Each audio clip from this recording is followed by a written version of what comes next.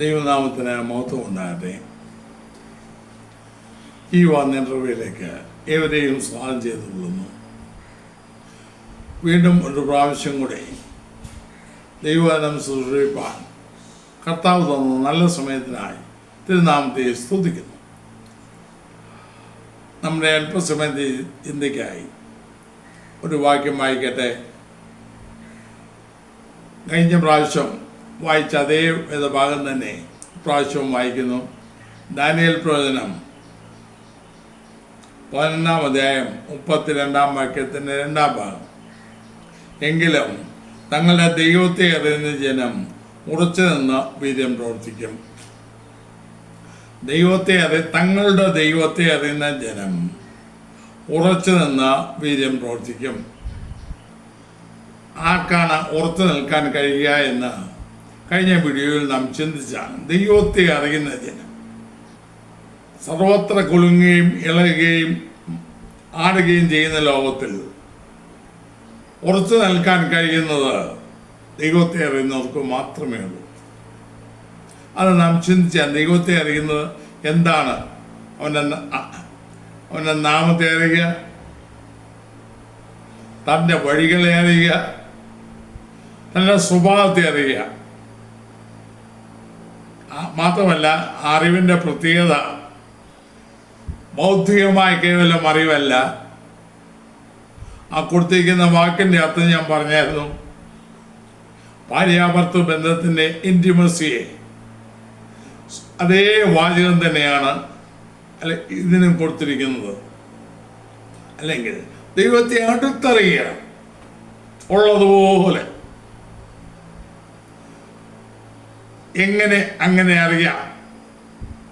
അത് നാം ചിന്തിച്ചാണ്. അല്ലെങ്കിൽ ക്രിസ്തുയേശുവിൽ കൂടെ ദൈവത്തോട് അടുക്കുന്നവർക്ക് അവനെ എത്രത്തോളം അറിയാമോ? ഈ ലോകത്തിൽ ജീവിച്ചിരിക്കുമ്പോൾ എത്രത്തോളം അറിയാമോ അത്രത്തോളം അനുഭവിച്ചറിയുവാൻ സാവകാശമുണ്ട്.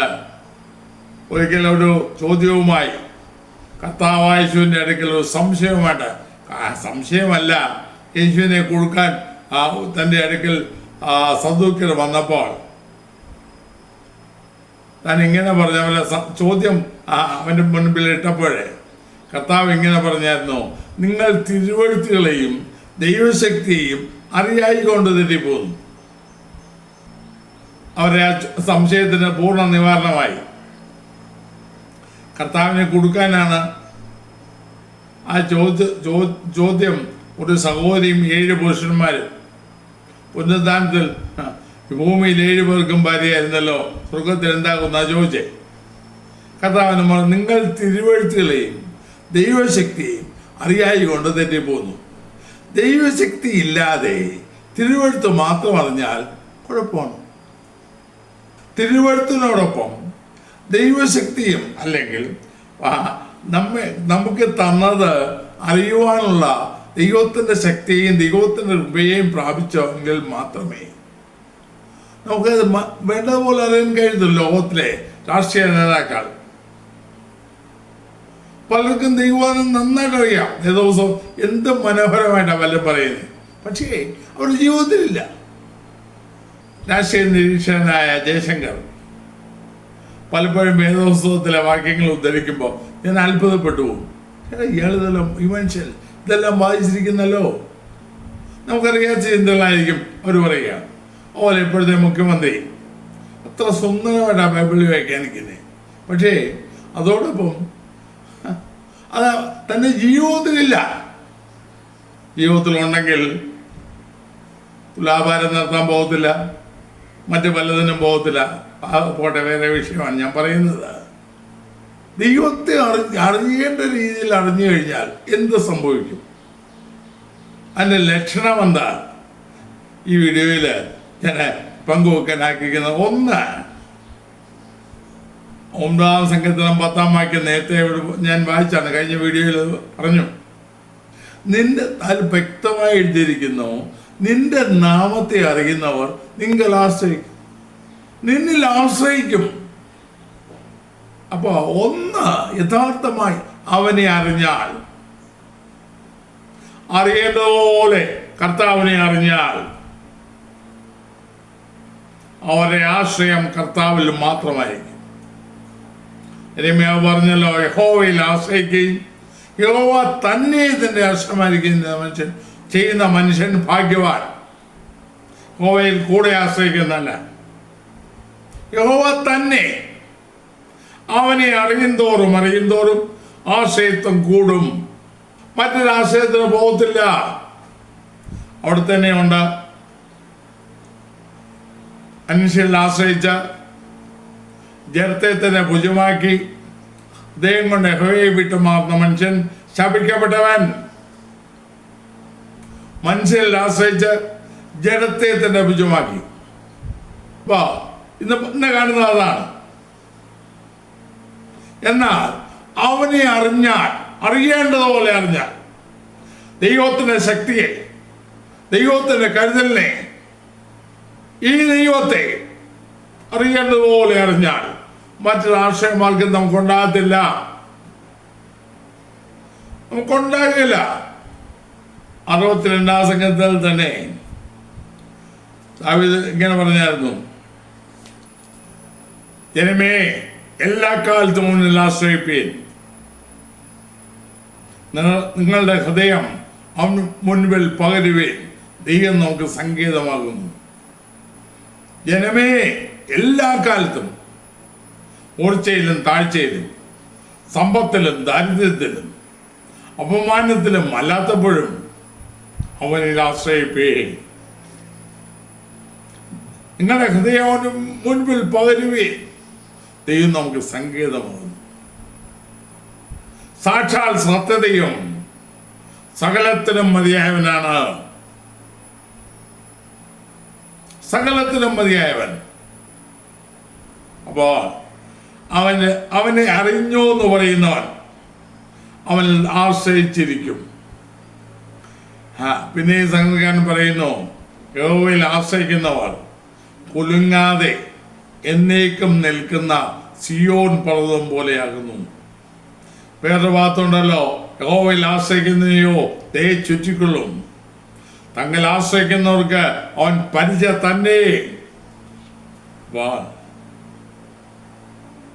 ഇത് അനുഭവിച്ചറിഞ്ഞവർ വേറെ എങ്ങും ആശ്രയിക്കാൻ പോകത്തില്ല, വേറൊരു മാർഗത്തിൽ ആശ്രയിക്കാൻ പോകുകയില്ല അവൻ.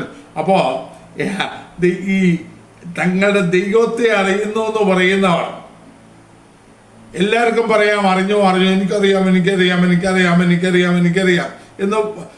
എന്ന് വായ്ത്താരിയിടാം. പക്ഷേ യഥാർത്ഥമായി അവനെ അറിഞ്ഞവൻ അവൻ ആശ്രയിച്ചു. അവന്റെ ലക്ഷണമാണ് സ്തോത്രം. അവനെ ആശ്രയിക്കുക. പിന്നെന്താ, അവനെ അറിഞ്ഞവനുണ്ടോ, അവനോടെ പ്രാർത്ഥിക്കുള്ളൂ, അവനോടെ അപേക്ഷിക്കുള്ളൂ. ശമരിയാസ്ത്രീയോട് 1 സുവിശേഷം 4-ാം അധ്യായത്തിലുണ്ട് ഇങ്ങനെ പറഞ്ഞ കർത്താവ് ഇങ്ങനെ പറഞ്ഞു, നീ ദൈവത്തിന് ദാനവും നിന്നോട് കുടിപ്പാൻ ചോദിക്കുന്നവൻ ആരെന്നും അറിഞ്ഞിരുന്നു എങ്കിൽ, അല്ലെങ്കിൽ അറിഞ്ഞോ എങ്കിൽ നീ അവനോട് ചോദിച്ചനെ. ഈശോയുടെ മുന്നിൽ നിൽക്കുന്നു, ആരാന്നറിയത്തില്ല. ഒരു യഹൂദന് വന്ന് വെള്ളം ചോദിക്കാൻ നീ അവള് ധരിച്ചുള്ളൂ. ഒരു അന്യനായി വഴിപോക്കനായിട്ട് യേശുവിനെ കണ്ടേ ആരംഭത്തിൽ. അപ്പോൾ അവളുടെ ന്യായങ്ങൾ പറയാൻ തുടങ്ങി.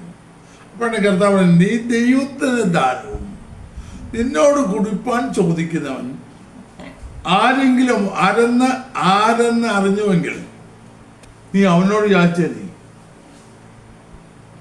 കർത്താവിനെ അറിഞ്ഞവൻ അവൻ്റെ ആശ്രയിക്കുക മാത്രമല്ല, അവൻ്റെ യാതന മുഴുവൻ ദൈവത്വമായിരിക്കും. തങ്ങളുടെ ദൈവത്തെ അറിഞ്ഞവർ അവർ എപ്പോഴും അവനോട് പ്രാർത്ഥിക്കും. ആശ്രയിക്കുന്നവൻ യാചിക്കും, ആശ്രയിക്കാത്തവൻ യാതന വരത്തില്ല. ഇന്നത്തെ കാലത്തെ പ്രാർത്ഥനകളെല്ലാം ജൽപ്പനങ്ങളാണ്.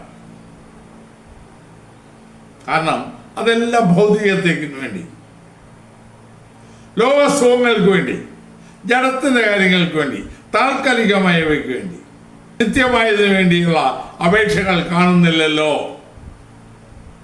അപ്പോ ദൈവത്തിൽ ആശ്രയിക്കുന്നതാണ്, അല്ലെങ്കിൽ കർത്താവിനെ അറിഞ്ഞവൻ അവൻ ആശ്രയിക്കുക മാത്രമല്ല, അവനോട് യാചിക്കാനും അവന് മടിയില്ല.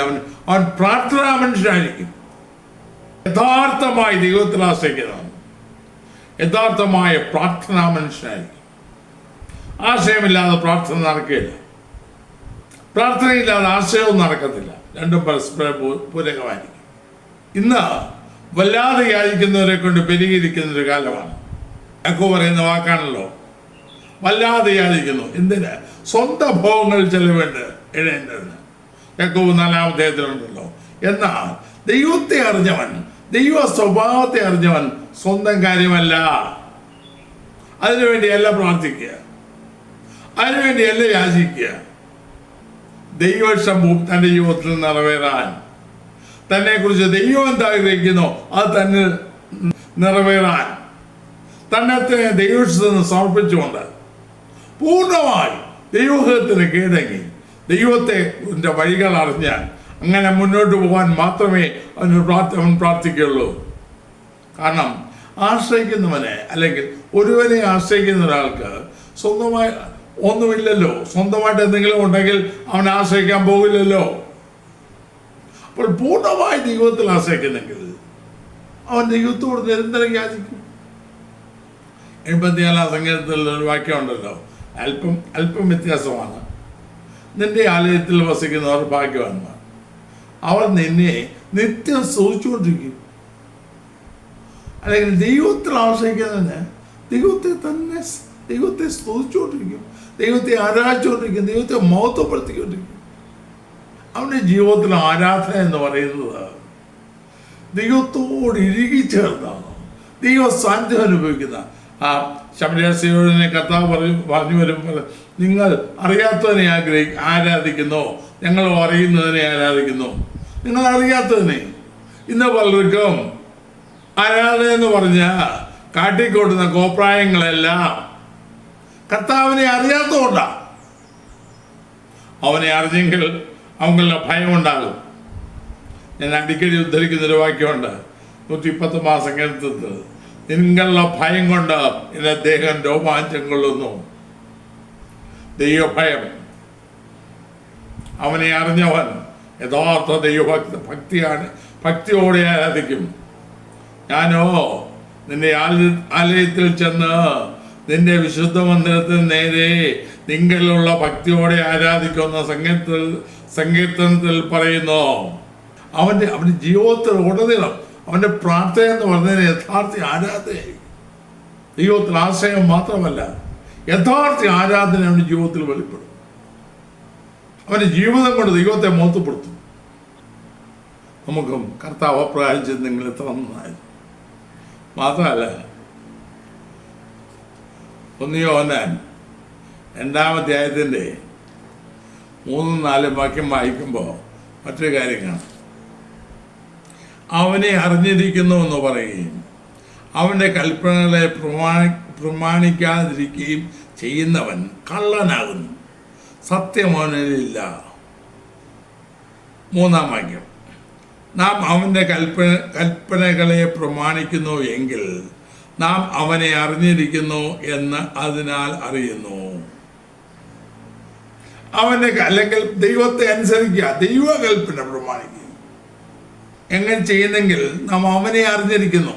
ദൈവത്തെ അറിഞ്ഞവൻ മാത്രമേ ദൈവവചനത്തെ വേണ്ട പോലെ അനുസരിക്കുള്ളൂ. അല്ലാത്തവൻ എന്താണെന്ന് എഴുതിയിട്ടുണ്ടല്ലോ 4-ാം വാക്യത്തിൽ, അവനെ അറിഞ്ഞിരിക്കുന്നു എന്ന് പറയുകയും അവൻ്റെ കൽപ്പനകളെ കാണിക്കാതിരിക്കുകയും ചെയ്യുന്നവൻ കള്ളനാകുന്നു, സത്യമോനില്ല. ചോദ്യം ചെയ്യാതെ അനുസരിക്കുക, അല്ലെങ്കിൽ ദൈവകൽപ്പനയെ അനുസരിക്കുക. അപ്പോൾ അവനെ അറിഞ്ഞവൻ അവനിൽ ആശ്രയിക്കും, അവനെ അറിഞ്ഞവൻ അവനോട് യാചിക്കും, അവനെ ആരാധിക്കും. അവനോട് മാത്രം. അവനെ അറിഞ്ഞവൻ അവനെ അനുസരിക്കും. ഏത് സാഹചര്യത്തിലും അവൻ്റെ കൽപ്പനയാണ് പ്രധാനം. ഇന്നോ നാം കാണുന്നതോ? ദൈവവചനം വേണ്ട. യെരമ്യാപ്രവചനം 6-ാം അധ്യായത്തിൽ ഒരു നല്ല വാക്യമുണ്ട്. 6-ാം അധ്യായത്തിൻ്റെ 10-ാം വാക്യം, അവർ കേൾപ്പാൻ തക്കവണ്ണം ഞാൻ ആരോട് സംസാരിച്ച് സാക്ഷീകരിക്കേണ്ടു? അവരുടെ ചെവിക്ക് പരിച്ഛേദനയില്ലായകയാൽ ശ്രദ്ധിപ്പാൻ അവർക്ക് കഴിയില്ല. യഹോവയുടെ വചനം അവർക്ക് നിന്ദയായിരിക്കുന്നു, അവർക്ക് അതിൽ ഇഷ്ടമില്ല. യഹോവയുടെ വചനം അവർക്ക് നിന്ദയായിരിക്കുന്നു. നാം ഇത് കാണുന്നതല്ലേ? വചനം വേണ്ട, അത്ഭുതം വേണം, ആത്മാവ് വേണം. ഈ വചനം പ്രമാണിക്കുന്നിടത്തേ ദൈവാത്മാവുള്ളൂ. മറ്റല്ലാത്തടത്ത് വചനത്തിനനുസരിച്ച് ജീവിച്ചില്ലായെങ്കിൽ, വചനത്തെ അനുസരിച്ചില്ല എങ്കിൽ പിന്നെ പ്രവർത്തിക്കുന്ന വ്യാജാത്മാവാണ്. എത്ര വലിയ അത്ഭവം നടന്നാലും നിർഭാഗ്യവശാൽ അത് മനസ്സിലാക്കുന്നില്ലല്ലോ. വ്യക്തമായി യെരമ്യാവിൽ കൂടെ പറഞ്ഞിരിക്കുന്നു, അവരുടെ ചെവിക്ക് പരിച്ഛേദനയില്ലായകയാൽ ശ്രദ്ധിപ്പാൻ അവർക്ക് കഴിയുകയില്ല. യഹോവയുടെ വചനം അവർക്ക് നിന്ദയായിരിക്കുന്നു, അവർക്കതിൽ ഇഷ്ടമില്ല. നാം മൊത്തത്തിൽ കാണുന്നതല്ലേ? വചനം അനുസരിക്കാതെ, ദൈവവചനത്തിൽ എന്തുണ്ടോ അതിനെ അനുസരിക്കാതെ, തങ്ങൾക്ക് സൗകര്യപ്രദമായ രീതിയിൽ പോകുന്ന ഒരു പ്രവണത. അവിടെയും ചാട്ടമുണ്ട്, ആത്മാവുണ്ട്. ഏത് ആത്മാവാണെന്നുള്ള പ്രശ്നമല്ല. അയ്യോ, അവിടെ ബഹളമുണ്ട്, ആരാധനയുണ്ട്, വലിയ ഇതെല്ലാം വിഗ്രഹാരാധന. ശമൂലിനോട് ചോദിച്ച പോലെ യഹോവയുടെ കൽപ്പന പ്രമാണിക്കുന്നതിനേക്കാൾ യാഗത്തിനോട് പ്രസാദിക്കും. അനുസരിക്കുന്നത് യാഗത്തെക്കാളും ശ്രദ്ധിക്കുന്നത് മുട്ടാട്ടുകളുടെ മേശയേക്കാൾ നല്ലത്. ഇന്ന് അതൊന്നും പ്രശ്നമല്ല, ഇപ്പം നമുക്ക് വിഷയമല്ല. അവനെ അറിഞ്ഞിരിക്കുമെന്ന് പറയുകയും അവൻ്റെ കൽപ്പന പ്രമാണിക്കാതിരിക്കുകയും ചെയ്യുന്നവൻ കള്ളൻ. യോഹന്നാൻ സ്നേഹത്തിൻ്റെ അപ്പോസ്തലൻ എന്ന എല്ലാവരും പറയുന്നേ. പക്ഷേ യോഹന്നാൻ അങ്ങ് തെളിച്ചു പറഞ്ഞു, നമുക്ക് അവനെ അറിയുന്നു എന്ന്, അല്ലെങ്കിൽ അവനെ അറിഞ്ഞവനെ ഉറച്ചു നിൽക്കത്തുള്ളൂ. ഞാൻ എൻ്റെ കർത്താവിനെ അറിഞ്ഞവനാണ്, അറിഞ്ഞിരിക്കുന്നു എന്ന് എന്നെക്കുറിച്ച് പറയണമെങ്കിൽ ഞാൻ അവനെ അനുസരിക്കണം, അവൻ്റെ വചനത്തെ അനുസരിക്കണം. ഇല്ലെങ്കിൽ ഞാൻ കള്ളൻ. അവിടെ രണ്ടിനും ഇടയ്ക്കുള്ള ഒന്നുമില്ല, മധ്യമാർഗമില്ല. കത്തോലിക്കര് പറയുന്ന പോലെ ശുദ്ധീകരണ സ്ഥലമൊന്നും ഇടയ്ക്കില്ല. ഒന്നിൽ കള്ളൻ, അല്ലെങ്കിൽ അവനെ അനുസരിക്കുന്നവൻ, അവനെ അറിഞ്ഞവൻ. അപ്പൊ അറിഞ്ഞിരിക്കുന്ന വാഗുണ്ട് ഇന്നത്തെ ഭാഷയിൽ തള്ളിമറിക്കാം. പക്ഷേ അവൻ കള്ളെന്ന ദൈവനം പറയുന്നു. 3-ാം വാക്യം വ്യക്തമാണ്. അവൻ്റെ കൽപ്പനകളെ പ്രമാണിക്കുന്നു എങ്കിൽ നാം അവനെ അറിഞ്ഞിരിക്കുന്നു എന്ന് അതിനാൽ അറിയുന്നു. വിജയതാണല്ലോ, തങ്ങളുടെ ദൈവത്തെ അറിഞ്ഞ ജനമാണല്ലോ. അവരുടെ ലക്ഷണമാണ് ഞാൻ പറയുന്നേ. അപ്പൊ അവൻ്റെ കൽപ്പനകൾ പ്രമാണിക്കാതെ വന്നാൽ നാം അവനെ അറിഞ്ഞിട്ടില്ല. ദൈവവചനത്തിന് മാറ്റമില്ല, തെളിവായി പറയുന്നു. ദൈവവചനം നിന്നെയായിരിക്കുന്ന, അത് ഇഷ്ടപ്പെടാത്ത ഒരു കാലഘട്ടത്തിൽ കോക്രിയും തമാശും കർണാടകരമായ പ്രകടനങ്ങളും മിമിക്രിയും അഭിനയവും ഒക്കെ നിറഞ്ഞ ഇന്നത്തെ പരിപാടിയൊക്കെ ദൈവത്തെ അറിഞ്ഞതിൻ്റെ ലക്ഷണമല്ല, അറിയാത്തവൻ്റെ ലക്ഷണമാണ്. മാത്രമല്ല, അതിനേക്കാൾ ഭയങ്കരമായ മറ്റൊരു കാര്യമുണ്ട്. അടുത്ത അവനെ അറിഞ്ഞവൻ്റെ ഒരു പ്രത്യേകത യോഹന്നാൻ തന്നെ പറയുന്നുണ്ട്. അല്ലെങ്കിൽ തങ്ങളുടെ ദൈവത്തെ അറിഞ്ഞവർ എങ്ങനെയായിരിക്കും? 1 യോഹന്നാൻ 4-ാം അധ്യായം 7-8 വാക്യങ്ങൾ. പ്രിയമുള്ളവരെ, നാം അന്യോന്യം സ്നേഹിക്കുക. സ്നേഹം ദൈവത്തിൽ നിന്ന് വരുന്നു. സ്നേഹിക്കുന്നവനെല്ലാം ദൈവത്തിൽ നിന്ന് ജനിച്ചിരിക്കുന്നു, ദൈവത്തെ അറിയുകയും ചെയ്യുന്നു. സ്നേഹിക്കുന്നവനെല്ലാം ദൈവത്തെ അറിയുന്നു. അടുത്ത, സ്നേഹിക്കാത്തവൻ ദൈവത്തെ അറിഞ്ഞിട്ടില്ല. ദൈവം സ്നേഹം തന്നെ. ദൈവം സ്നേഹമാകുന്നു. സ്നേഹിക്കാത്തവൻ ദൈവത്തെ അറിഞ്ഞിട്ട് വെറുപ്പും വിദ്വേഷവും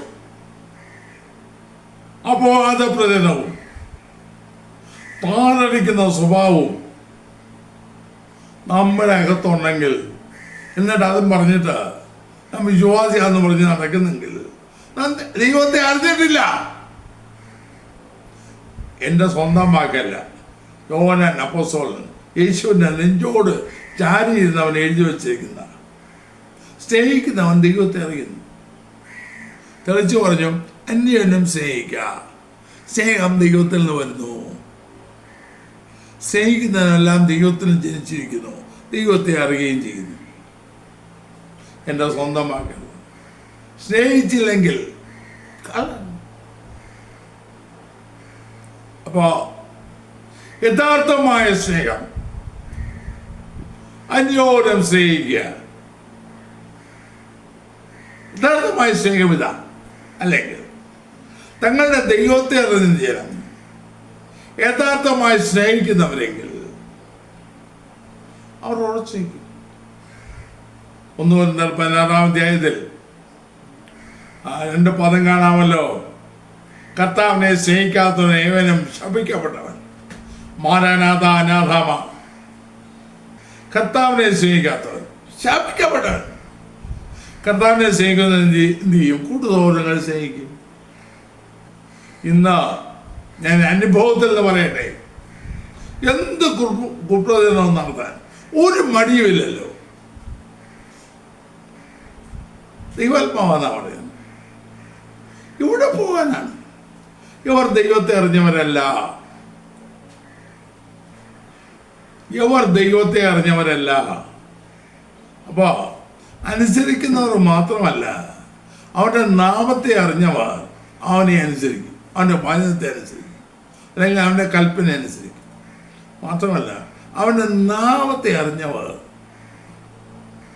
അവൻ്റെ സ്നേഹം വെളിപ്പെടുത്തും. അവൻ സ്നേഹമാണ്. ആ സ്നേഹം അവൽ കൂടെ ഒഴുകും. നാം അങ്ങനാണോ? നമ്മിൽ നിന്ന് പ്രവഹിക്കുന്നുണ്ടോ?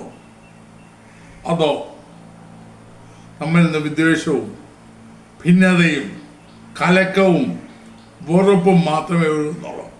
ഇന്ന് ആത്മീയ മണ്ഡലത്തിൽ എല്ലാം കാണുന്നത് എന്താണ്? സഭകളിൽ എന്തുകൊണ്ട് അടിപിടിയും വഴക്കും വാക്കാണവും ഉണ്ടാകുന്നോ? ദൈവസ്നേഹത്തിൽ നിന്നാണോ? അല്ലല്ലോ. ദൈവസ്നേഹത്തിൽ നിന്നും ഉണ്ടാകുന്ന എനിക്ക് തോന്നുന്നില്ല. അന്യായം സഹിച്ചു കൊള്ളുന്ന ഒരു മനോഭാവം ഇന്നില്ലല്ലോ. മാത്രമല്ല, മറ്റൊരു ഫിലിപ്പിയർ ലേഖനം 3-ാം അധ്യായം വായിച്ചാൽ, പല പ്രാവശ്യം ഞാനിത് പല വീഡിയോയിലും പറഞ്ഞിട്ടുള്ളതാണ്. ഫിലിപ്പിയർ ലേഖനം 3-ാം അധ്യായത്തിൽ തെളിച്ച പൗലോസ് പറഞ്ഞു, അവൻ്റെ നിമിത്തം എല്ലാം ചവർന്നു നിന്നു. എനിക്ക് അവനെ അറിയാം, അവൻ്റെ കർഷാനുഭവങ്ങളുടെ കൂട്ടായ്മ അറിയണം, പുനരുദ്ധാനത്തിൻ്റെ ശക്തിയെ അനുഭവിച്ചറിയണം. അതുകൊണ്ട് ഞാൻ എല്ലാം ഉപേക്ഷിച്ച് ചവർന്നു നിന്നു. ഇന്നോ അവൻ്റെ നാമം ഉപയോഗിച്ച്, അവൻ്റെ പേര് ഉപയോഗിച്ച് ലോകത്തിന്റെ മിടുക്കന്മാരായി വിലസാൻ വെമ്പുന്ന ആത്മീയ മണ്ഡലത്തിലെ നേതാക്കന്മാരെ കാണുമ്പോൾ ലജ്ജ തോന്നുന്നു. ലജ്ജ ചെറിയ തീരെ ലജ്ജയല്ല, അതിനേക്കാൾ കൂടിയ പദമാണ് ഉപയോഗിക്കുന്നത്. യഥാർത്ഥമായി ദൈവത്തെ അവനെ അറിഞ്ഞവർ, ഞാൻ തെളിച്ചു പറയുന്നു, ആയിരക്കണക്കിന് വിശുദ്ധന്മാരുടെ അനുഭവങ്ങൾ മുൻനിർത്തി ഞാൻ പറയട്ടെ, യഥാർത്ഥമായി കർത്താവിനെ അറിഞ്ഞവർ, നാം ചിന്തിക്കുന്ന പോലെ അവനെ അനുഭവിച്ചറിഞ്ഞവർ ലോകത്തിലെ ഒന്നിലും താല്പര്യപ്പെടുത്തില്ല.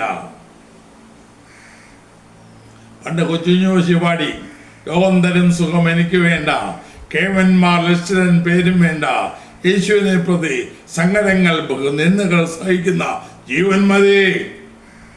ഇന്നോ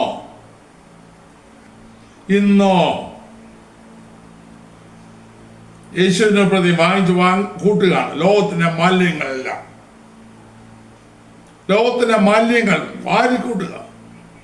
കസേര കാലം പിടിച്ചുകൊണ്ടിരിക്കുകയല്ലേ, തള്ളിയിട്ടാലും പോവില്ല. സ്ഥാനമാനങ്ങൾ, അധികാരം, ദൈവത്തിൽ നിന്നല്ലാത്ത അധികാരം എന്തിന്? അതിൻ്റെ അർത്ഥം അവനെ അറിയേണ്ടതുപോലെ അറിഞ്ഞില്ലെന്ന വലിയ പ്രസംഗം കാണും, ജനത്തെ ഇളക്കുന്ന വാഗ്ദോടനെ കാണും, ഇതൊക്കെ കാണും. പക്ഷേ ഇതൊന്നും കർത്താവിൽ നിന്നല്ല. വാഴമണി ധാരാളം കാണും. കാലിപ്പാട്ടിയുടെ പുറത്തുനിന്ന് അടിക്കുമ്പോഴാണല്ലോ കൂടുതൽ ശബ്ദം വരിക. അവനെ അറിഞ്ഞവൻ ലോകത്തെ വെറുക്കും, ലോകം തരുന്ന പേര് വെറുക്കും, ലോക ഇൻപങ്ങൾ വെറുക്കും. എനിക്ക് യേശുവിൻ്റെ ക്രൂശ് മതി. പൗലോസാലേ പറഞ്ഞേ, എനിക്കോ കർത്താവായ ക്രിസ്തുവിന്റെ ക്രൂശിൽ അല്ലാതെ പ്രശംസിപ്പാൻ ഇടവരരുത്. അവനാൽ ലോകം എനിക്കും ഞാൻ ലോകത്തിനും ക്രൂശിക്കപ്പെട്ടിരിക്കുന്നു. അപ്പോൾ അവനെ അറിഞ്ഞവൻ, നമ്മുടെ പൗലോസിനെ ഉദാഹരണമായിട്ടെടുക്കുക. മാത്രമല്ല, കഴിഞ്ഞ തലമുറകൾ ജീവിച്ചിരുന്ന പിതാക്കന്മാർ ലോകത്തുള്ള എല്ലാം ചവറുന്നുണ്ണി കർത്താവിനെ അറിഞ്ഞു കഴിഞ്ഞപ്പോൾ, കർത്താവിനെ കണ്ടു കഴിഞ്ഞപ്പോൾ എനിക്ക് എവിടെ മതി, ഇപ്പോഴുള്ള ഒന്നും വേണ്ട. നമുക്കോ നാം അവനെ അറിഞ്ഞവരാണോ? ഈ മാനദണ്ഡം വെച്ച് നോക്കുകയാണെങ്കിൽ അവനെ അറിഞ്ഞവരാണോ? മാത്രമല്ല, അൽപ്രവചനത്തിൽ പറഞ്ഞ പോലെ അവർ ഉറച്ചു നിൽക്കും. 11:32 നാം വായിച്ചല്ലോ, ദൈവത്തെ അറിഞ്ഞ എക്കാലത്തും ഉറച്ചു നിൽക്കും. തങ്ങളുടെ ദൈവത്തെ അറിഞ്ഞ ജനം ഉറച്ചു നിൽക്കും. വരൾച്ചയാകട്ടെ, എതിർപ്പാകട്ടെ, വെല്ലുവിളികളാകട്ടെ, പ്രശ്നങ്ങളാകട്ടെ, ഭീഷണിയാകട്ടെ, എന്ത് വന്നാലും ശരി അവർ കുലുങ്ങത്തില്ല. അവർ ഉറച്ചു നിൽക്കും. അവർക്കുള്ളത് അവർ മുറുകെ പിടിക്കും. മുന്നൊരു വീഡിയോ ചെയ്ത് എനിക്ക് ഓർമ്മയുണ്ട്. നിന്റെ കിരീടം ആരും എടുക്കാതിരിപ്പാൻ നിനക്കുള്ളത് പിടിച്ചുകൊള്ളുക. അവർക്കുള്ള അവർ മുറുകെ പിടിക്കും. അവർ കുലുങ്ങത്തില്ല. എൻ്റെ വാക്യം മുൻ വീഡിയോയിൽ പറഞ്ഞായിരുന്നു. 1 മുതൽ 15 അധ്യായത്തിൻ്റെ 88 വാക്യം. ആകയാൽ എൻ്റെ പ്രിയ സഹോദരന്മാരെ, നിങ്ങൾ ഉറപ്പുള്ളവരും കുലുങ്ങാത്തവരും നിങ്ങളുടെ പ്രയത്നം കർത്താവിൽ വ്യർത്ഥമല്ല എന്നറിഞ്ഞിരിക്കുക. കർത്താവിൻ്റെ പേരിൽ എപ്പോഴും വർദ്ധിച്ചു വരുന്നവരും ആകുകയും. അപ്പോൾ പത്രോസ് പറഞ്ഞേ, ലഭിച്ച സത്യത്തിൽ ഉറച്ചു നിൽക്കുന്നവരും. ഉറപ്പ്, ഈ വിധം ഉറപ്പ് ഞങ്ങൾക്ക് ക്രിസ്തുവിനാൽ ദൈവത്തിൻ്റെ പക്കലുണ്ട് എന്ന പുസ്തകം പറയുന്നു. ഉറപ്പ്, തങ്ങളുടെ ദൈവത്തെ അറിഞ്ഞ ജനം സ്വർഗീയ ദർശനം പ്രാപിച്ചവർ അവർ ഉറച്ചത് മേൽക്കുവേ അവനെ അറിയുവാൻ ശ്രമിക്കും. മാത്രമല്ല, അടുത്ത വേറൊരു കാര്യം കൂടെ പറഞ്ഞായിരുന്നു. അവർ വീര്യം പ്രവർത്തിക്കും.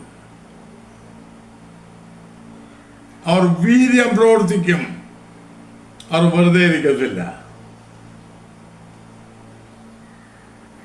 തങ്ങളുടെ ദൈവത്തെ അറിഞ്ഞവർ ഉറച്ചു നിൽക്കുക. മാത്രമല്ല, ദൈവത്തിന് അവൻ്റെ നാമത്തിൻ്റെ മഹത്വം അവരിൽ കൂടെ വെളിപ്പെടും.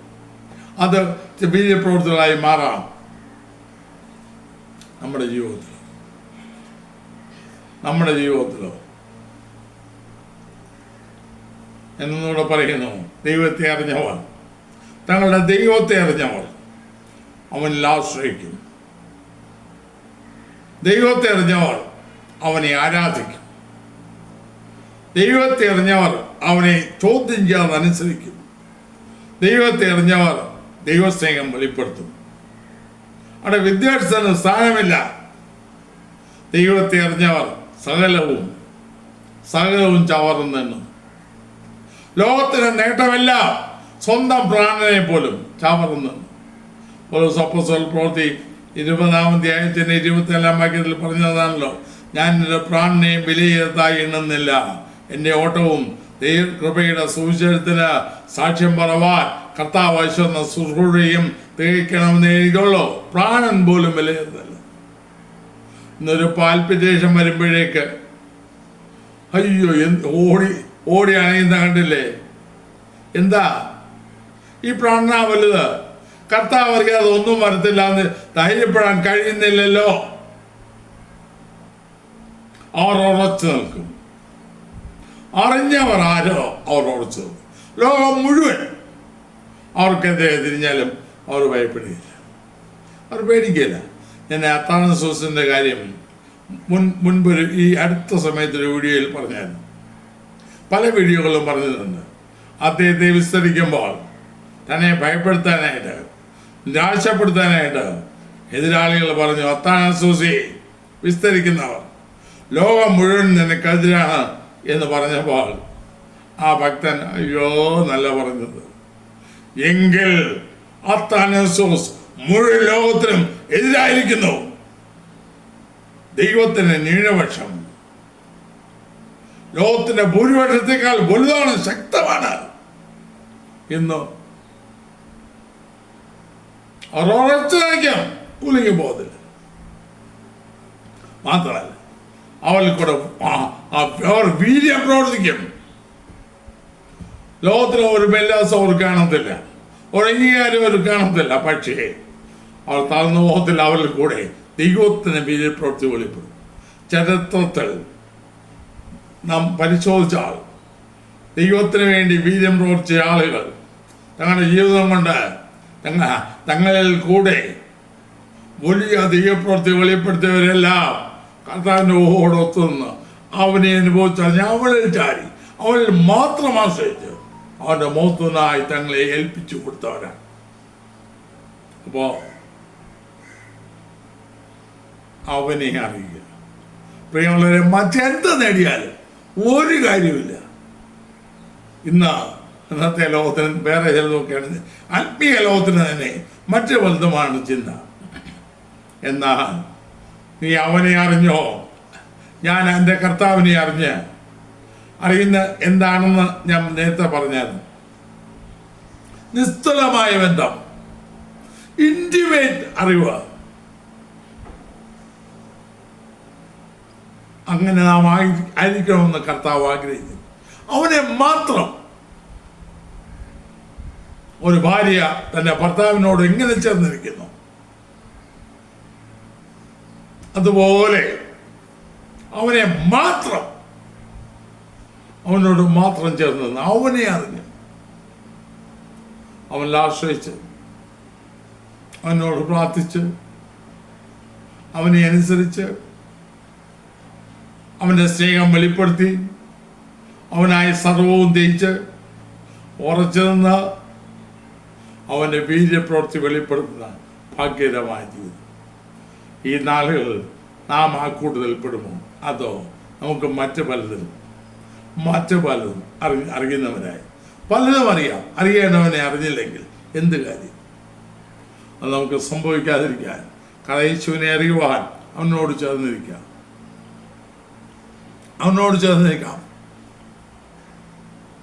അവനോട് അടുക്കാം, അവനെ രുചിച്ചറിയാം, അവനെ മനസ്സിലാക്കാം. ദൈവത്തിൻ്റെ ആത്മാവാ നിലയിൽ നമ്മെ നടത്തട്ട് എങ്കിൽ നാം യഥാർത്ഥ ദൈവാശ്രയമുള്ളവരാകും, യഥാർത്ഥ പ്രാർത്ഥനാ വീരന്മാരായി മാറും, യഥാർത്ഥ അനുസരണം നമ്മൾ വെളിപ്പെടും.